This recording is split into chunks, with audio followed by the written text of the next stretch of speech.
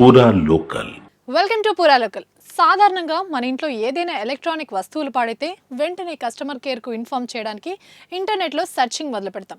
మనకు కావాల్సిన కంపెనీ వెబ్సైట్లోకి వెళ్ళి కస్టమర్ కేర్కి కాల్ చేస్తాం. కానీ ఇలాంటి సమయాల్లోనే మనం సైబర్ నేరగాల వల్ల పడిపోతాం. ఇలాంటి సేవలు అందిస్తామని ప్రముఖ సంస్థల పేరిట నకిలీ కస్టమర్ కేర్ సెంటర్లు తాజాగా హల్చల్ చేస్తున్న నిజాలు వెలుగులోకి వచ్చాయి. కస్టమర్ సర్వీస్ లాగా మనతో మాట్లాడి డెబిట్, క్రెడిట్ కార్డులు, ఓటీపీ అడుగుతున్నారంటే మాయగాలుగా భావించాలని TG cyber security bureau director Shikha Goyal హెచ్చరించారు. తాజాగా సైబర్ నేరగాలు అమెరికన్లను లక్ష్యంగా చేసుకుని వారి ఖాతాల నుంచి డాలర్లు కాజేస్తున్న అంతరాష్ట్ర ముఠా గుట్టును టీజీ సైబర్ సెక్యూరిటీ బ్యూరో పోలీసులు రట్టు చేశారు. టెలికాలర్ సహా 63 మందిని అరెస్ట్ చేశారు పోలీసులు. నగరంలోని మాదాపూర్, కుకట్పల్లి, నార్సింగ్, నానక్రామ్గూడ, ఉప్పల్ పరిసర ప్రాంతాల్లో గుట్టుగా సాగుతున్న ఈ కేంద్రాలపై పోలీసులు గురిపెట్టారు. ఉదాహరణకి మీ క్రెడిట్ కార్డులో నగదు పెంచేందుకు 2 రోజుల గడువు ఉంది. వివరాలు, ఓటీపీ చెప్తే వెంటనే అప్డేట్ చేస్తాం. 3 లక్షల వరకు వాడుకునే అవకాశం ఉంది. అవకాశం మళ్ళీ రాకపోవచ్చంటూ ఫోన్ రాగానే నిజమనుకున్న ఓ ఉద్యోగి 70,000 నష్టపోయాడు.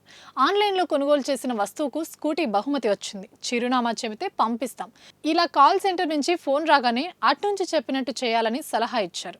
ద్విచక్ర వాహనం కోసం మహిళ చిరునామాతో పాటు డెబిట్ కార్డు గురించి అడిగితే చెప్పి 2,50,000 నగదు పోగొట్టుకున్నారు. మరోవైపు ఉపాధికి ఎదురుచూసే యువత సామాజిక మాధ్యమాల్లో కనిపించే ఉద్యోగ ప్రకటనలకు ఆకర్షితులవుతున్నారు. ఉచిత వసతి, ప్రయాణ సౌకర్యం కల్పిస్తామంటే ఆశపడుతున్నారు. కుటుంబానికి ఆసరాగా ఉండొచ్చని మాయగాళ్ల మాటలు నమ్మి నకిలీ కాల్ సెంటర్లలో, టెలికాలర్స్లో చేరుతున్నారు. అదంతా మోసమేనని తెలిసినా మౌనంగా ఉంటున్నారు.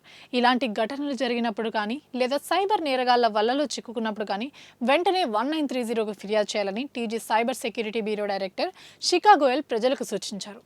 ఇవి ఇప్పటివరకు నా అప్డేట్స్. మరిన్ని అప్డేట్స్ కోసం చూస్తూనే ఉండండి పూరా లోకల్.